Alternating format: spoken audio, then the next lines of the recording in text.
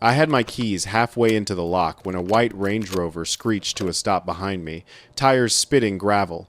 A woman stepped out, crimson blazer sharp against black silk beneath, dark hair catching sunlight, and pointed straight at me like I'd just committed a felony. "You can't move in here," she said, voice cold and certain. "The HOA hasn't approved you." I laughed. Actually laughed. Thought she was confused, maybe looking for a different property. Then she pulled out her phone and said 5 words that changed everything. "I'm calling the sheriff's office." My wife Rachel froze beside me, hand protectively on our 9-year-old son Jake's shoulder. "Michael, what is she talking about?" I didn't know. But I was about to find out that some people don't just bend rules, they rewrite them entirely and dare you to stop them. When I tell people this story, most assume I'm exaggerating for drama. Every word you're about to hear is exactly how it unfolded, starting with the moment I inherited my Uncle David's mountain property in Summit County, Colorado, 40 acres of aspen and pine at 9,200 feet, built by his own hands in 1989, sitting clear outside any subdivision boundaries.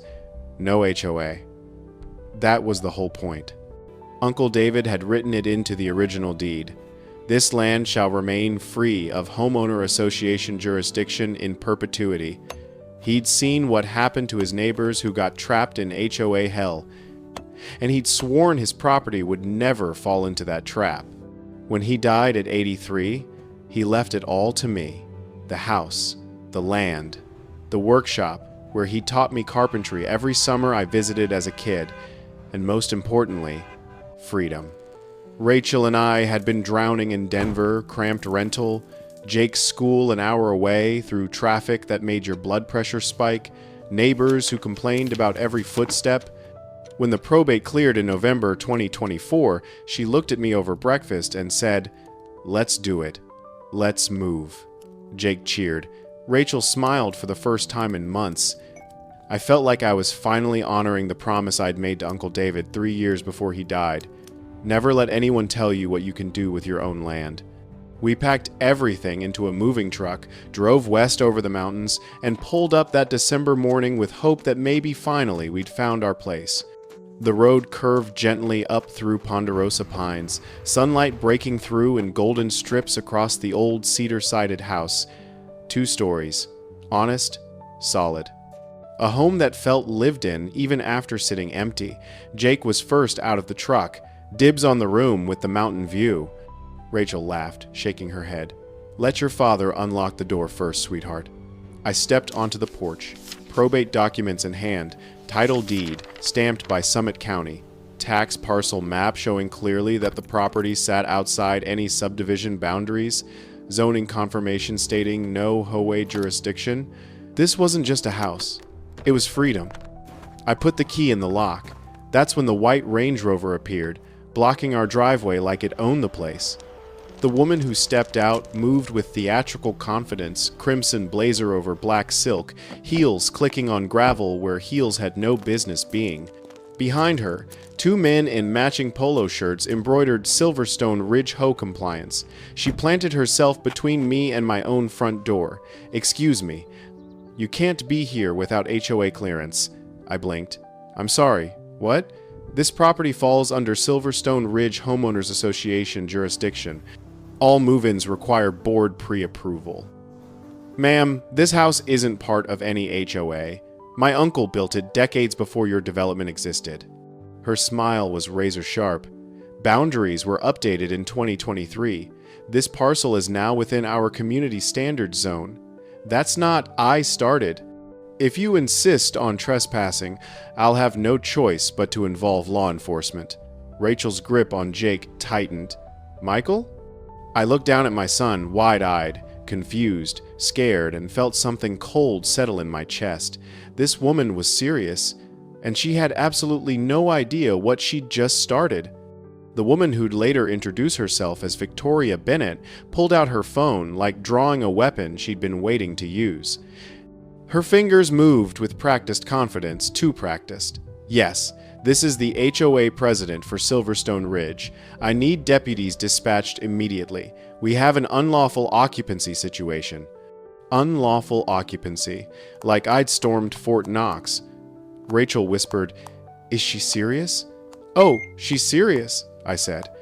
"And she's completely wrong." The compliance officers spread out, one drifting toward the house's front corner, the other toward the side yard, like they were assessing a crime scene. "Hey," I called out, "don't wander around my property. You're trespassing." The taller one stopped, but didn't acknowledge I'd spoken. Victoria snapped her fingers. "Gentlemen, stay within visual range." Visual range, not a phrase normal people use. She turned back to me with that professional predator smile. "Mr. Torres, Michael Torres, and this is private property." "Oh, I'm aware you think that," Victoria replied, adjusting her blazer. "But the board voted to update jurisdictional boundaries late last year. This lot became part of Silverstone Ridge shortly after." Rachel stepped forward, voice controlled. "Our realtor confirmed this property wasn't part of any HOA. The title search came back clean." Victoria's smile was pitying. "That's because old boundaries were still on file. County databases update slowly. Bureaucracy, you understand." I stared at her. "So you're saying your HOA just expanded onto private land without notifying the owner?" "We do what's necessary to maintain community standards." Standards. Beautiful word when it means craftsmanship. Terrifying when someone like her says it. I pulled out the tax parcel map, color printed, stamped by Summit County Recorder. "These are the official boundary lines. They haven't changed." She didn't even glance at it. "That map is outdated." "No," I said, controlling my voice. "It's the one the county uses right now. We'll let law enforcement sort it out." Jake tugged Rachel's sleeve. "Mom, what's happening?" Rachel knelt, arms around him. "It's okay, baby. Dad's just talking." But her eyes said she didn't believe it. The taller compliance officer spoke. "Mrs. Bennett, should we begin preliminary exterior review?" "Yes. Document any nonconformities." I stepped between them. "No one is reviewing anything. This is private land." Victoria rolled her eyes, dramatic, visible from a mile away. "Mr. Torres, you're only making this harder on yourself." Then we heard it. Engines. 2 Summit County Sheriff's SUVs came up the driveway, lights flickering against pine trees. Victoria straightened her blazer, lifted her chin, smiled like a queen welcoming loyal guards. And I thought, this is either going to be cleared up in 1 minute, or it's about to become the worst moving day in American history. The first deputy out was mid-40s, solid build, calm face that had seen too many property disputes to be impressed anymore. His partner, younger, hung back, scanning everything with practiced eyes. Victoria marched toward them. "Officers, thank you for responding. This man and his family are attempting to unlawfully occupy protected HOA property." The older deputy removed his sunglasses, gave her a patient look. "Ma'am, take a breath and start from the beginning." She didn't breathe, launched straight into her speech about jurisdiction and compliance and pre-approval requirements. I stepped forward. "Officer, none of that's true. This isn't part of any HOA. I have documents." He turned to me, hands resting on duty belt. "Let's see what you've got." I opened my binder probate transfer, title deed, zoning confirmation, county parcel map with boundaries circled in red. The deputy reviewed everything carefully, thorough, professional. Behind me, Jake whispered to Rachel, "Mom, are we in trouble?" "No, sweetheart, we're okay." But her voice had that tight edge, the one she used when trying not to show fear. After a long moment, the deputy closed the folder and nodded. "Mr. Torres, these documents look in order." Victoria's mouth fell open. "What do you mean, look in order?" Our updated jurisdiction map, the deputy didn't take her binder. Instead, he said words that changed everything. "Ma'am, HOA policies don't override county zoning. If the county says this property isn't part of your association, then it's not." Victoria's cheeks flushed. "So you're refusing to enforce?" "We're not refusing anything, but this is a civil dispute, not criminal." We don't handle those. My stomach dropped. Wait, so if she comes back tomorrow or next week, that's civil too? You'll need to work it out through courts. Courts? Lawyers. Months of hearings and paperwork. Victoria heard it all. Her smile grew slow and poisonous. Well then, thank you for clarifying that, officers. The younger deputy spoke up. If either party escalates, damages property, threatens anyone, then it becomes our problem. Until then, resolve it yourselves. Victoria folded her arms with a victorious shrug. Appreciate your time. She turned toward her Range Rover. You've been very helpful. The older deputy leaned closer to me, lowering his voice. Keep records, everything. Photos, videos, conversations, just in case this goes further. The way he said it when this escalates, not if, made my skin prickle. After they left, Rachel squeezed my hand. Michael, what do we do? I watched Victoria drive away, gravel crunching like breaking glass. I don't know, but whatever she thinks she's starting, she has no idea who she's dealing with. But the truth was, I wasn't sure either. That first night should have been peaceful. We'd moved enough boxes inside to make it feel halfway livable. Rachel made sandwiches. Jake fell asleep on blankets in the living room. For a few hours, the world went quiet. But just before 9, something felt wrong. Not loud, just wrong. A stillness that pressed against windows like held breath. I stepped onto the porch. That's when I saw it. Headlights at the edge of the road. Not approaching, not leaving, just sitting there, watching. I pulled out my phone and started recording. Simple precaution. Then the vehicle pulled away slowly, deliberately, like whoever was inside wanted me to see them leave. Rachel was waiting when I came back in. Was that her? I don't know, but I don't like the timing. An hour later, after everyone was asleep, I went outside with a flashlight, walked the fence line. Nothing damaged, nothing stolen. But something was wrong. A laminated sign zip-tied to one of the trees, Temporary Community Oversight Zone, Violators subject to fines, Silverstone Ridge OA, Victoria Bennett, President. I stared at it, trying to understand the logic. This wasn't a warning, it was a declaration, a territorial flag in a war I didn't know we were already fighting. I ripped it down, not from anger, but because leaving it felt like surrender. The next morning got worse. I opened the mailbox, expecting documents, mortgage papers, change of address confirmations, Jake's school enrollment forms. Empty. Completely empty. Rachel came out holding coffee like she needed it for courage. You expecting mail? Yes, quite a bit. I heard the truck stop across the street and drive right past us. That wasn't right. Our address was correct everywhere. I called the post office. After 10 minutes of transfers, Sir, according to our system, you filed a forwarding request to Silverstone Ridge HOA Administrative Office. My pulse froze. I didn't file that. We can flag it, but you'll need to come in person with ID and proof of address. She was coming at us quietly, strategically, without leaving fingerprints. Just enough interference to disrupt our lives, not enough to trigger criminal charges. Rachel joined me on the porch. Michael, she's not going to stop, is she? I shook my head. No, I don't think she's even started. I woke to the rumble of diesel engines. Heavy, steady, unmistakable. The kind that doesn't belong on a quiet mountain road. I thought maybe delivery truck. Neighbor's equipment. Then I stepped outside and all doubt vanished. 2 concrete barriers, each the size of a small car, sat squarely across my driveway. Thick gray industrial blocks used to close highways. Spray painted in orange, no trespassing, NOA access only. My brain took a moment to register it. Not a prank, a message. Behind me, the screen door opened. Rachel stepped out, robe pulled tight. Oh my God. I felt embarrassed somehow, like I'd failed to protect her. Failed Jake. Failed before the real fight even began. I walked to the barrier, ran my hand across cold concrete, paint still fresh, orange dust on my fingers.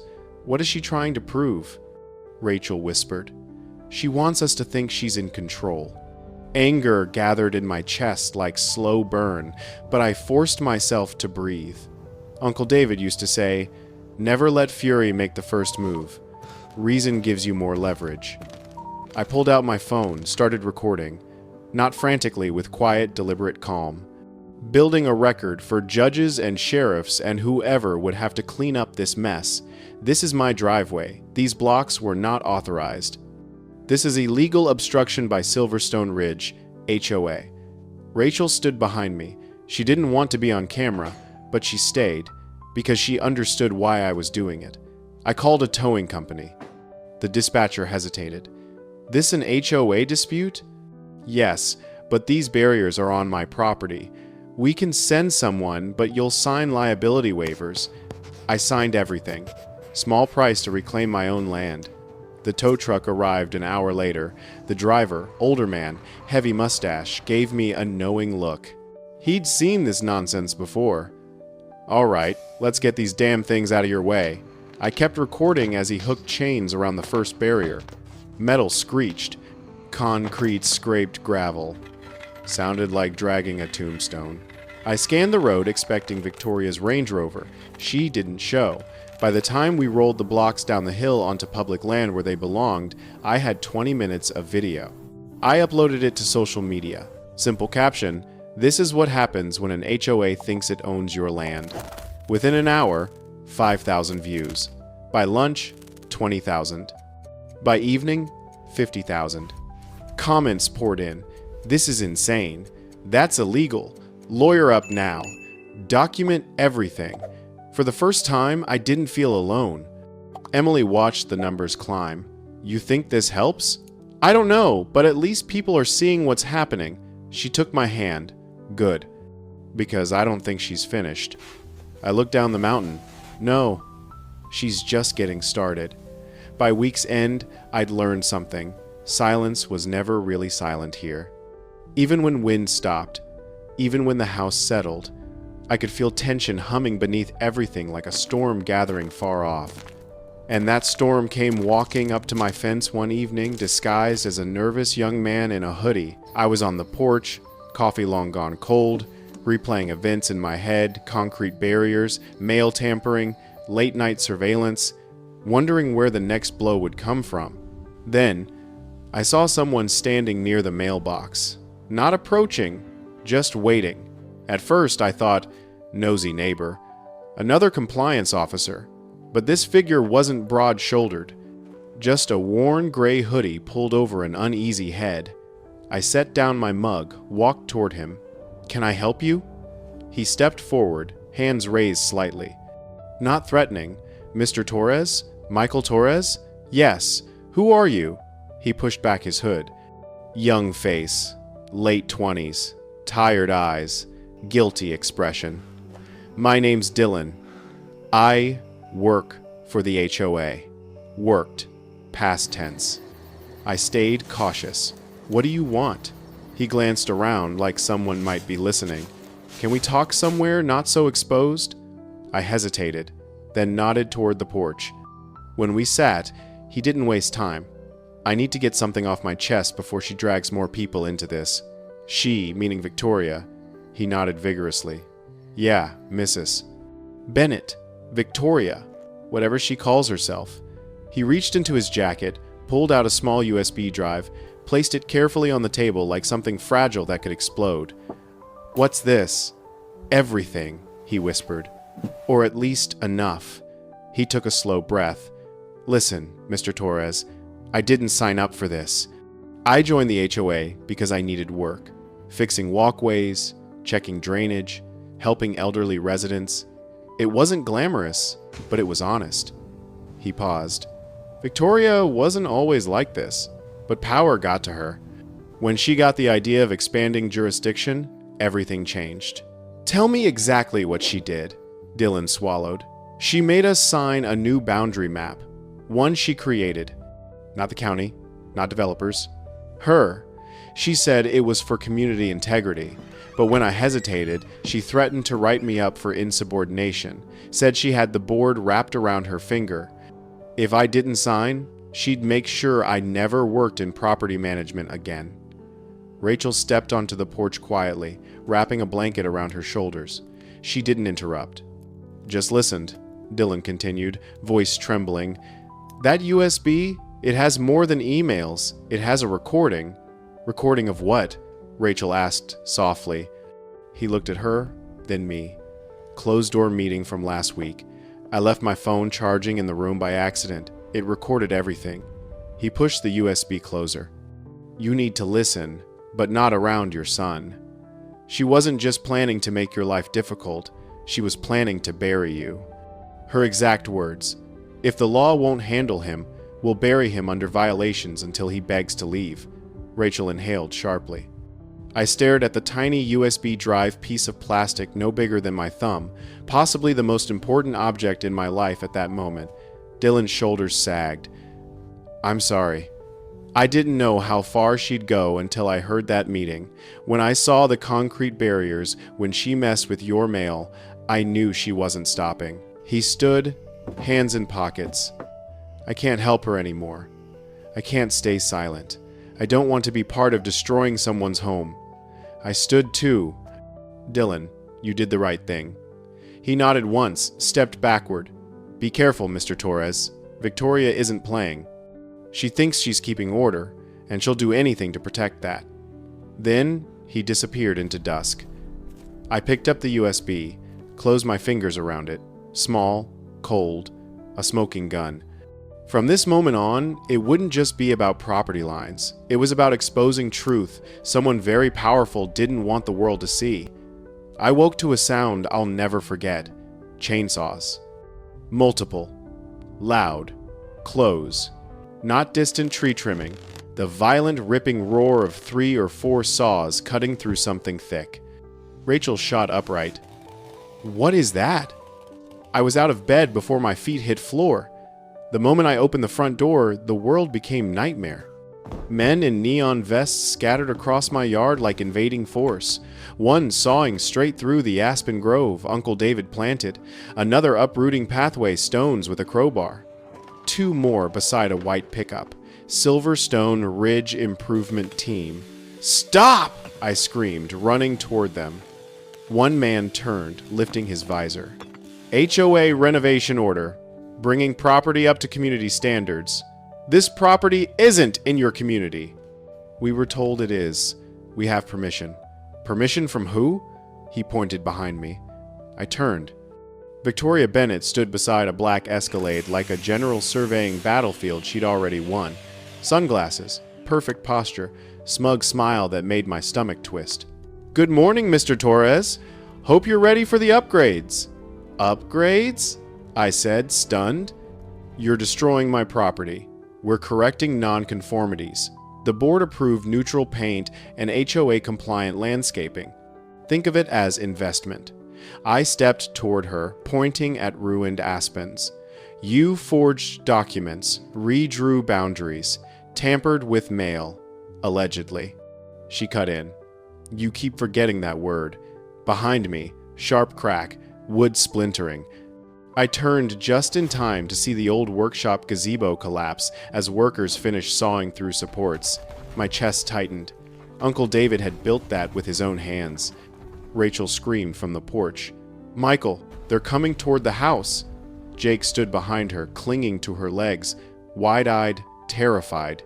That broke something inside me. I stormed toward workers, but the compliance officers, same men from before, jumped between us. One placed a hand on something at his belt, not a gun. "Stun device, maybe." "Sir, step back. HOA has temporary oversight." "Temporary what?" Victoria clasped hands behind back like discussing tea. "Emergency community integrity provisions. We can take corrective action while reviewing your suitability." Suitability. Like I was applying for citizenship in her kingdom. Rachel's voice shook. "Michael, please call police." I did. They arrived in 20 minutes. When deputies stepped from their vehicles, I saw something shift in their faces. Not surprise, resignation. The older deputy raised both hands. "Everyone stop, now." Workers complied, maybe thinking law enforcement would side with Victoria again. The officer walked my destroyed pathway slowly. methodically. His jaw tightened. He turned to Victoria. "Ma'am, do you have legal authorization for this?" She held up her binder like holy scripture. As I explained before, he cut her off. "HOA guidelines don't override county zoning." "Then file a notice," Victoria snapped. "But until dispute is resolved, we're maintaining standards." The deputy sighed, heavy, defeated sound. "Mr. Torres, we'll take statements and document everything. But this is still civil dispute. We can't arrest them for property damage unless a judge rules." "Civil?" Rachel cried. "They nearly cut into the porch. They scared our son." The younger deputy's voice was sympathetic but firm. "We'll write it up, but you'll need to go through courts." Victoria smiled, that slow, poisonous smile. Workers packed up, loading saws into trucks. They didn't look sorry or proud, just tired men doing a job for someone who controlled paychecks. When the last engine faded, I looked at my yard. Destroyed, trampled, defaced. Rachel was crying quietly. Jake clung to her, face buried in her side. I knelt beside them. "It's okay. I'm here. I'm not letting her get away with this." Inside my chest, something hard settled. Not panic, not fear, resolve. "This," I said, standing slowly as morning sun hit the ruined gazebo, "is war." Hours after the chainsaw attack blurred together. Not because time moved fast, because every minute felt thick, heavy, like wading through mud. Our yard looked like a tornado had chosen us specifically. Sawdust everywhere, splintered beams. The aspen grove, nothing but stumps. Rachel refused to let Jake outside to see it. I walked the property slowly, filming everything. Not for social media, for evidence. Police had said civil matter twice now. But I knew. Victoria was counting on that phrase like a shield. The only way to fight someone hiding behind a shield was to build a bigger one. I was halfway down the walkway when Rachel stepped out. She wasn't crying anymore. She'd moved past that. Now she looked afraid. Really afraid. "Michael, someone's at the driveway." I turned. A car I didn't recognize, silver sedan, parked just behind the fence. Man sitting inside. Not getting out. Not Victoria. Not uniformed officers. Someone new. "Stay inside," I told her. I walked halfway down, close enough to show I wasn't scared, far enough to keep distance. The man raised hands, an apologetic gesture, rolled down window. "Mr. Torres?" "Yes. Who are you?" "My name's Ron. I saw what happened." I frowned. "You a neighbor?" He nodded. 2 streets over. When trucks with chainsaws start cutting into someone's property, people notice. "What do you want?" Ron leaned forward, face earnest and tired. "I want to warn you, Victoria. She's not stupid. She's dangerous. Been trying to push HOA boundaries for years. Most people are too scared to stop her." His eyes drifted to the ruined gazebo. "Now she thinks you're her new project." Cold weight settled in my stomach. "You're saying she's done this before?" "Not exactly like this, but close. Harassing people, faking citations, using emergency provisions that don't exist. She loves power, hates being told no." He hesitated. "She'll escalate until someone stops her." Before I could ask more, he put the car in gear. "I shouldn't be here. She has people who watch. Does she know you're talking to me?" "She'll find out," Ron said with grim smile. "She always does." Then he drove away. Rachel stepped out. What did he want? "A warning, and I think we should take it seriously." Rachel wrapped arms around herself, staring at destroyed yard. "Michael, I don't feel safe anymore." I looked at her, really looked, and realized how shaken she was. The fear wasn't about property. It was about our family, our son, the home we thought we were building. That's what made me call the sheriff's department again.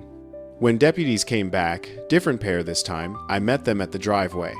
"Officers, I need to file a report. This was intentional destruction of private property." The younger deputy whistled. "Looks bad." "Bad?" I snapped. "This is criminal. The older deputy opened his notebook slowly. "Sir, we can document damage, take photos, make a report, and then what?" He chose words carefully, too carefully. "Then it goes to civil court." I stared. Civil court? They tore down part of my house, vandalized my yard, trespassed. "And you'll present all that to a judge," he said, trying to sound reassuring. Behind him, Rachel stood with arms around Jake. Something inside me broke. Not despair, resolve. I stepped toward the deputy, lowering my voice. "So, you're telling me, if they do this again, if they threaten my family, there's nothing you can do?" He didn't answer for a long time. Finally, "Unless they threaten bodily harm, this stays civil." Victoria had found the loophole. She wasn't stupid. She was strategic. Deputies took photos and drove away, leaving us in a yard that no longer felt like ours. Rachel's hand trembled on my arm. "Michael, what do we do?" I looked at torn earth, shattered gazebo, ripped aspens. "We fight," I said. "Not with chainsaws, not with shouting, with a lawyer." And I remembered the USB in my pocket, the map, the emails, the recording. I wasn't alone anymore. Time to use it. I didn't sleep after the second police visit. Neither did Rachel. Every house creak, every branch against siding, every heater kick we jolted awake, Jake had nightmares. That hurt more than anything. Around 5 a.m., after another stretch listening to the house breathe, I got up and made a decision. Time to get real help. Not deputies with tied hands, not concerned neighbors, not viral video comments. A lawyer. I'd researched after the concrete barrier incident. People kept mentioning one name: Graham Lockwood, former prosecutor, property law specialist. Reputation for being gentle as a grandfather until he stepped into a courtroom. Then he became something else. By 8 a.m., I was in his office. The moment I met him, I understood why people recommended him fiercely. Tall but not imposing, gray hair combed neat, wire-rimmed glasses low on nose. Didn't look like a fighter. Looked like a man who'd lived enough life to know when fighting was necessary. He gestured for me to sit. "Mr. Torres, I read your email last night. Before you say a word, I'm sorry this is happening. First time in days someone spoke with actual compassion. Not caution, not weariness, compassion. Thank you. I don't know where to start. Tell me what happened from the beginning." So I did. White Range Rover. Fake boundaries, concrete barriers, night surveillance, mail tampering, chainsaws, collapsed gazebo, officers shrugging it off as civil matter. And last, the USB Dylan gave me. When I finished, Graham leaned back thoughtfully. "Mr. Torres, forgive me for speaking plainly. Please do. This isn't an HOA dispute." His voice softened, but words hit hard. "This is targeted harassment, possibly conspiracy, possibly fraud. In my experience, bullies like this only stop when law forces them to." I swallowed. "So what do we do?" He smiled. Not kindly, knowingly. "We build a case so airtight even Victoria Bennett can't talk her way out." He opened a yellow notepad, clicked his pen. "Let's start with evidence." "You brought the USB?" I handed it over. Graham plugged it into his computer, turned the monitor so I could see, opened the first folder. Emails. Dozens. Victoria instructing board members to increase pressure, ordering boundary enforcement without approval, mocking county zoning office, bragging sheriff wouldn't intervene. Then he opened the audio file. Shuffling. Chairs. Scraping. Murmurs. Then her voice clear, cold, sharp, commanding. "He's a threat to order. If the law won't handle him, we'll bury him under violations until he begs to leave." Graham paused it. "Took off his glasses." "Well," he said softly, "that's what we call malicious intent. Is that enough?" He looked me dead in the eyes. "That, Mr. Torres, is enough to make a judge's eyebrows touch the ceiling." He turned to the fake boundary map, expanded the file, scanning metadata, filed from non-official device. Timestamp doesn't match county logs. Poor formatting. This wasn't just illegal, it was sloppy. He shook his head. Arrogant people forget the basics. I let out breath I hadn't realized I was holding. So what happens next? First, emergency injunction. We stop them from stepping foot on your property, not even an inch. He began writing. Second lawsuit. We go after her for damages, fraud, tampering, trespass, mail interference, property destruction, emotional distress. He glanced over glasses. Emotional distress matters, especially with a child in the home. At mention of Jake, something in my chest tightened. Third, we bring this recording to county prosecutor. This isn't just civil. This borders on criminal conspiracy. He lifted a hand before I could respond. Fourth, we build momentum. Your video went viral? Took off faster than I expected. He smiled. Good. Public pressure matters. Judges read news. Prosecutors listen. Sunlight is powerful disinfectant. He slid thick papers toward me. Now, I won't sugarcoat this. Next few weeks will be hard. Victoria will push back. She'll get ugly. She might try something desperate. Pause. But difference now. You won't be standing alone. For first time in days, I felt something other than fear or anger. Relief. Real relief. I shook Graham's hand. Thank you. You'll thank me when she's standing in front of a judge wondering how her empire collapsed. He gathered documents. I'll file everything today. You go home. Be with your family. I left feeling lighter, stronger, prepared. But even with lawyer, even with evidence, even with truth on my side, I had no idea just how explosive things were about to get. Because Victoria wasn't done. Not even close. The preliminary hearing came fast. Too fast. Graham warned me. She'll fight dirty. Be ready. I wasn't ready.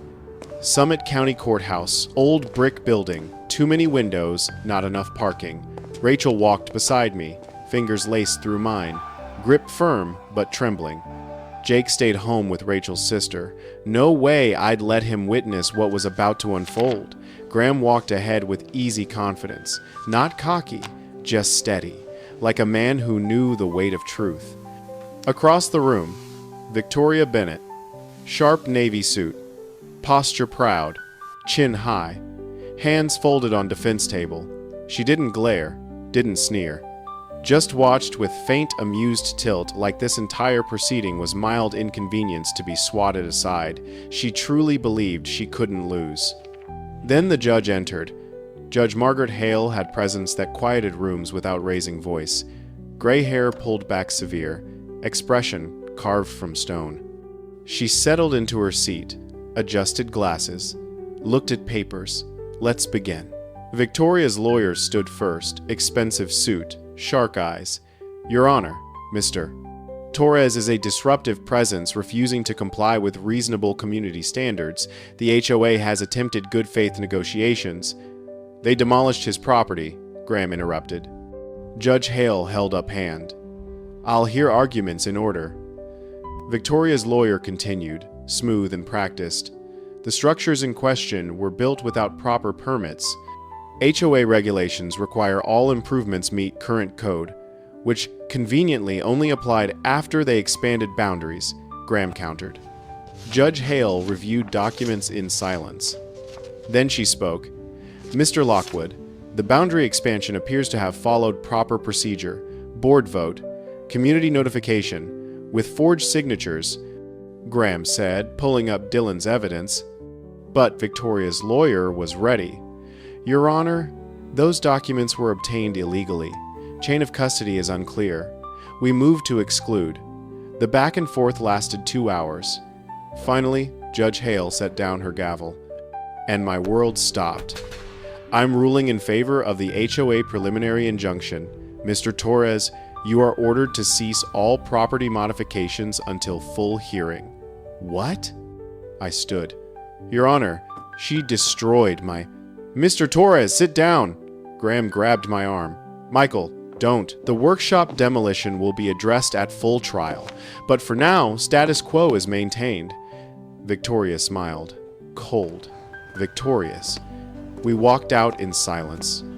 Rachel was crying. Michael, Are we going to lose the house? No, I said, not believing it. We're going to win. But for first time, I wasn't sure. That night, Jake couldn't sleep. He came into our room dragging his blanket. Dad, are we leaving? I pulled him into bed between Rachel and me. No, buddy, this is our home. But that lady, she's just mean, but we're not giving up. He fell asleep between us. Small. Vulnerable. Rachel looked at me over his head. What do we do? We go back to court, I said, and this time we make sure the judge sees everything. But doubt gnawed at me. The preliminary loss felt like drowning. Then came the breaking point. 2 days after the hearing, a Portland TV reporter contacted me. Young, aggressive, hungry for the viral story everyone was talking about. Mr. Torres, can I ask you questions about the HOA situation? We did the interview on the porch, camera rolling. Ruins of workshop visible behind. She asked good questions. I gave calm answers. Then she said, some people say you're exaggerating, that you're just upset about normal HOA rules. Something inside me snapped. Normal? My voice rose. They blocked my driveway with concrete. They demolished my uncle's workshop while my son watched. They forged legal documents. And you're calling that normal? Rachel touched my arm. Michael, no. I pulled away, anger flooding through me. I'm done being calm. This woman is a criminal, and nobody's doing anything about it. The reporter's eyes gleamed. She'd gotten her soundbite. The interview aired that night, and I looked unhinged, red-faced, shouting, veins bulging. Comments were brutal. Guy seems unstable. Maybe HOA has a point. Can't control his temper and expects us to take his side? Rachel watched with me, face pale. Michael, I know, I whispered. I screwed up. Victoria posted on the HOA page within an hour. Mr. Torres's recent outburst demonstrates exactly why community oversight is necessary. Unstable individuals cannot endanger neighborhood safety. I'd given her ammunition, and she'd loaded it into her biggest gun. For 3 days after that interview, I felt like I was drowning. The viral video that had helped us, now people were sharing clips of me losing my temper, calling me unstable, saying maybe Victoria had a point. Rachel tried to be supportive. People who know you understand. But we both knew, in court of public opinion, I'd just lost. Graham called. Michael, we need to talk about damage control. I know. I messed up. You're human. You got angry. But we can use this. How? By showing why you're angry. By presenting evidence so overwhelming that even your outburst becomes justified. Full hearing was scheduled for March. Graham spent 6 weeks building our case. Meanwhile, Victoria escalated. More violation notices, more fines, more surveillance. But we documented everything. Every letter, every car, every threat. And then, 2 days before the hearing, something broke. Local news investigation aired. HOA president's dark past. Turned out, Victoria had done this before. 3 other properties. 3 families forced out through same tactics. And her motivation? Her husband's real estate investment firm had collapsed 5 years ago in bankruptcy, leaving them financially devastated. The HOA presidency was her way back to power and profit. Every property she annexed eventually got sold to developers she had connections with. It wasn't about community standards. It was about money. The news broke like a dam. Summit County Courthouse. The 18th of March 2025. Courtroom packed. News cameras lined back wall. Neighbors filled gallery. Victoria sat at defendant table, navy suit perfectly pressed, confidence unshaken. Judge Hale entered. Let's proceed. Graham stood. Your Honor, evidence will show Victoria Bennett engaged in systematic conspiracy to defraud Mr. Torres of his property through falsified documents, harassment, and illegal destruction. He clicked his laptop. Projector lit up. First slide, real county boundary map. Our property clearly outside HOA jurisdiction. Second slide, Victoria's fake map, showing our property inside. Third slide, Metadata proving Victoria created it on her home computer. Gasps from gallery. Fourth slide, the emails. That land should be ours. Push them until they break. I don't care what it costs. Victoria's face went pale. Then Graham played the audio. If the law won't handle him, we'll bury him under violations until he begs to leave. Courtroom went silent. Judge Hale leaned forward. Miss Bennett, did you create that boundary map yourself? Victoria's lawyer whispered frantically. Your Honor, the board approved. Did you create it? Long pause. Yes. Did you file it with the county? I intended to. Yes or no? No. Judge Hale removed her glasses. Miss Bennett, you knowingly used falsified documents to claim jurisdiction over private property. You authorized property destruction. You engaged in systematic harassment. She turned to Victoria. Is there anything you'd like to say? Victoria stood, trembling with rage, more than fear. I was protecting community values. People like him, people who refuse to follow rules, they're a danger to... Sit down. Victoria sat. Judge Hale didn't hesitate.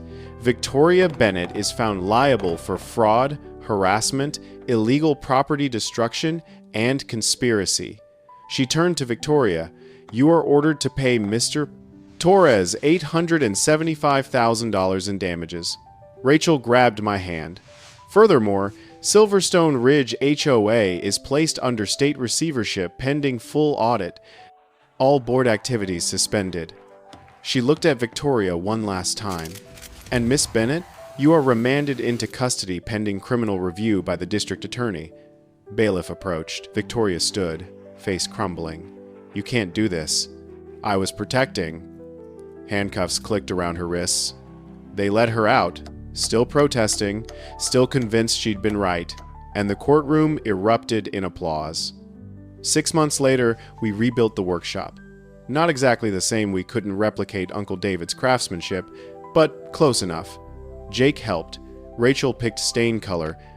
On the final day, we hung a plaque, David Torres Memorial Workshop. Built with love, rebuilt with justice. The HOA dissolved entirely. New board formed. Actual neighbors, not power-hungry tyrants. Victoria, sentenced to 4 years for fraud and conspiracy. Appeals denied. One evening, Rachel and I sat on the porch, watching Jake play in the workshop. Think she learned anything? Rachel asked. I shook my head. People like Victoria never learn. They just move to the next target. Good thing we stopped her. Yeah, I squeezed her hand. Good thing. The sun set over the Rockies, painting Aspen's gold. And for first time in months, silence felt peaceful. Not waiting, not threatening, just home. The mountains remember things. Snow, storms, trouble. And the people who stood their ground without losing themselves. Uncle David would have understood. We defended his land, protected what mattered. Opened the door when it was safe. Closed it when necessary. And that was enough. The end. Michael Torres, Summit County, Colorado. Where standing your ground means knowing when to fight, and when the law moves slow, you build a case so strong even judges can't ignore it. Document everything. Trust evidence, and never let anyone rewrite the boundaries of your own life.